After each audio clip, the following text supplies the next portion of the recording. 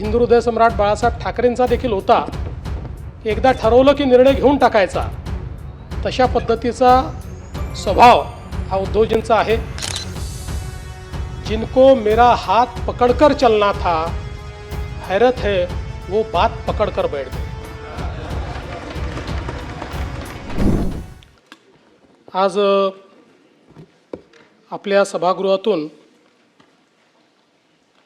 या टर्ममध्ये निवृत्त होणारे जे सदस्य आहेत त्यांच्या निरोप समारंभाकरता आपण सगळे उपस्थित आहोत।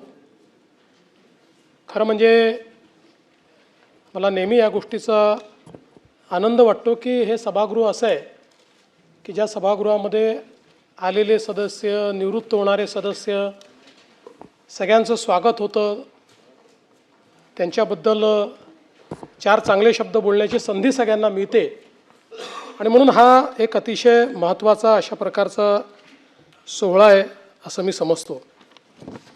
आज सभागृहातले एक सदस्य, महाराष्ट्राचे माजी मुख्यमंत्री आणि स्वर्गीय हिंदू हृदय सम्राट शिवसेना प्रमुख बाळासाहेब ठाकरे यांचे सुपुत्र असलेले उद्धवजी यांचा आपण निरोप समारंभ करतो। खरं म्हणजे मी असं म्हणेन की राजकारणामध्ये मतभेद असतात, अनेक वेळा वेगवेगळ्या भूमिका असतात, कधी आपण सोबत असतो, कधी संघर्ष करतो, पण या पलीकडचं देखील एक नातं हे राजकारणामध्ये असतं आणि ते नातं असतं सहप्रवासाचं। त्यामुळे मला असं वाटतं की उद्धवजींसोबतचा प्रवास हा आमचा अनेक वर्षाचा राहिलेला आहे, अनेक वर्षाचे आम्ही सहप्रवासी राहिलो आणि निश्चितपणे अनेक चांगल्या गोष्टी समाजाकरता, राज्याकरता एकत्रित करण्याची संधी देखील आम्हाला प्राप्त झाली आणि मला असं वाटतं की एकूणच खरं तर उद्धवजींचा जो काही स्वभाव आहे, त्यांचं जे व्यक्तिमत्व आहे, यामध्ये राजकारण थोडं कमी आहे। म्हणजे मुळात मला असं वाटतं की त्यांचा स्वभाव राजकारणी नाही आणि त्यामुळेच अनेक वेळा ते जे काही निर्णय घेतात त्या निर्णयांमुळे ठीक आहे, म्हणजे परिस्थिती वेगवेगळ्या पद्धतीची उद्भवते, पण हा एक गुण मला असं वाटतं की जो हिंदू हृदय सम्राट बाळासाहेब ठाकरेंचा देखील होता, की एकदा ठरवलं की निर्णय घेऊन टाकायचा, तशा पद्धतीचा स्वभाव हा उद्धवजींचा आहे। उद्धवजी तसे छायाचित्रकार आहेत आणि अतिशय ज्याला आपण म्हणतो निष्णांत, तज्ज्ञ, सुप्रसिद्ध अशा प्रकारचे ते छायाचित्रकार आहेत। महाराष्ट्राच्या विविध छटा या उद्धवजींनी आपल्या कॅमेऱ्याच्या माध्यमातून अतिशय सुंदर या ठिकाणी कॅप्चर केले आहेत। मला असं वाटतं की गडकिल्ले, निसर्ग, वारकरी परंपरा हे सगळं त्यांनी त्यांच्या कॅमेऱ्यात कैद केलं आणि ही सगळी फोटोग्राफ्स पाहिल्यानंतर त्याच्या पाठीमागे त्यांचं संवेदनशील मन हे आपल्याला पाहायला मिळतं आणि म्हणूनच मला असं वाटतं की महाराष्ट्र देशा आणि पाहावा विठ्ठल ही जी त्यांची कामं आहेत ती केवळ छायाचित्रण नाही आहे, तर एक प्रकारे आपल्या संस्कृतीची जपणूक या माध्यमातून करण्याचं काम हे उद्धवजींनी केलं आहे आणि हे करण्याकरता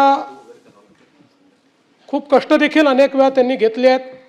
मला असं वाटतं की जेव्हा वारीचे छायाचित्रण उद्धवजींनी केलं होतं त्यावेळी अतिशय रिस्क घेऊन हेलिकॉप्टरमधनं त्या ठिकाणी उघड्या दरवाजातनं फोटोग्राफी ही त्यांनी त्या काळामध्ये केली। अनेक वेळा जंगलांमध्ये त्यांनी छायाचित्रण केलं आणि म्हणून ही एक आपला जो छंद आहे तो छंद त्यांनी अतिशय चांगल्या पद्धतीनं जोपासण्याचं काम हे त्यांनी केलं. राजकारणामध्ये आल्यानंतर देखील ते पक्षप्रमुख झाले. पक्षप्रमुख म्हणून जी काही त्या ठिकाणी संकट आली, संघर्ष होता, बराच काळ आम्ही सोबत त्या संकटातनं आणि संघर्षातनं पुढे गेलो. अर्थात माझा आणि त्यांचे अधिक जवळीक ही 2010 नंतर आली आणि 14 नंतर अधिक आली. पण मला असं वाटतं की या सगळ्या याच्यात एक मैत्रीची भावना ही निश्चितपणे आमच्यामध्ये त्या काळामध्ये तयार झाली. आणि मी असं म्हणणार नाही की आज ती नाही, पण शेवटी त्यांच्या राजकीय भूमिका आहेत, आमच्या राजकीय भूमिका आहेत. त्यामुळे आता त्या राजकीय भूमिका वेगळ्या झाल्या. त्यामुळे पण एक गोष्ट मला या निमित्ताने निश्चितपणे सांगायची आहे की राजकारणामध्ये काम करत असताना अनेक वेळा मी हे बघितलं की एखादा निर्णय घेत असताना त्याच्या परिणामांची त्यांनी चिंता केली नाही. आणि विशेषतः एक जो गुण म्हणजे त्यांची शिवसेना असो की आमच्या शिंदेसाहेबांची शिवसेना असो, जो हिंदू हृदय सम्राट शिवसेना प्रमुख बाळासाहेब ठाकरेंनी या ठिकाणी एक राजकारणात वेगळा पायंडा पाडला की सामान्यातल्या सामान्य माणसाला देखील, ज्याला राजकीय चेहरा नाही अशा व्यक्तीला देखील राजकीय चेहरा देणं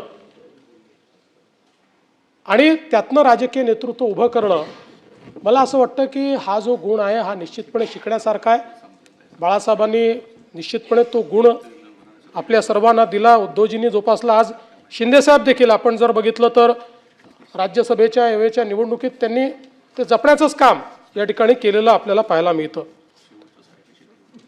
एक गोष्ट आहे की पु ल देशपांडेंना कोट्याधीश म्हणतात, पण पुलंनंतर जर कोट्याधीश ही उपाधी कोणाला द्यायची असेल तर ते मी उद्धवजींनाच देईल.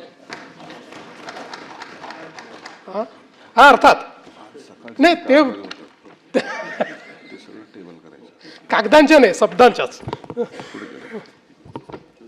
आणि मला असं वाटतं की त्यांच्या बोलण्यामध्ये अनेक वेळा आपण पाहतो की मिश्किलपणा असतो, अनेक वेळा सहजतेनं, म्हणजे त्यांची जी काही भाषणाची पद्धत देखील आहे ही देखील अतिशय सहजतेनं बोलण्याची किंवा एखाद्या संवादाची अशा पद्धतीनं ते या ठिकाणी सातत्याने बोलताना आपल्याला दिसतात.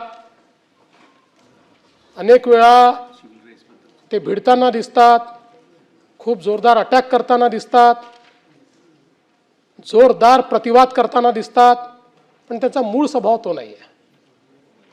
त्यांचा मूळ स्वभाव जो आहे तो मला असं वाटतं की थोडा शांत आहे, संयमी आहे, संबंध ठेवण्याचा त्यांचा मूळ स्वभाव आहे. पण राजकारणात आपल्याला वेगवेगळ्या प्रकारचा आवेश आणावा लागतो, त्याप्रमाणे तो आवेश देखील आणताना आपण त्यांना पाहतो. पण या सगळ्या परिस्थितीमध्ये मला एक गोष्ट निश्चितपणे अशी वाटते की आता या सभागृहामध्ये ते 6 वर्ष होते, कदाचित त्यांनी ठरवलं तर पुढच्या वेळेसही ते 6 वर्ष या ठिकाणी येतील. पण उद्धवजी, आम्हाला या सभागृहात तुमच्या कोट्या कमी ऐकायला मिळाल्या. त्यामुळे जर तुम्ही निर्णय घेतला आणि पुढच्या वेळेस पुन्हा आलात तर जरा जास्त कोट्या तुमच्या आम्हाला या सभागृहात ऐकायला मिळाव्यात, अशा प्रकारची माझी अपेक्षा आहे. आता खरं तर आम्ही एकत्रित होतो, आता 19ला काय झालं, जे काय झालं, आम्ही वेगवेगळे झालो आणि म्हणून मला केवळ एक शेर या ठिकाणी ऐकवायची इच्छा आहे. 260, 259 आजचं जे राहिलेलं कामकाज आहे. साजिश की सौगात पहनकर बैठ गए, अनचाहे हालात पकड़कर बैठ गए. साजिश की सौगात पहनकर बैठ गए, अनचाहे हालात पकड़कर बैठ गए. जिनको मेरा हाथ पकड़कर चलना था, हैरत है वो बात पकड़कर बैठ गए.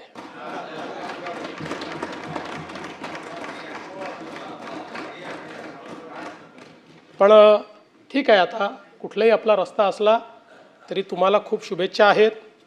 तुम्हाला उत्तम आरोग्य मिळो, तुमचं नेतृत्व अशाच प्रकारे सगळ्या पक्षाला मिळत राहो आणि राजकारणामध्ये तुमची प्रगती होत राहो अशा प्रकारच्या शुभेच्छा आज हां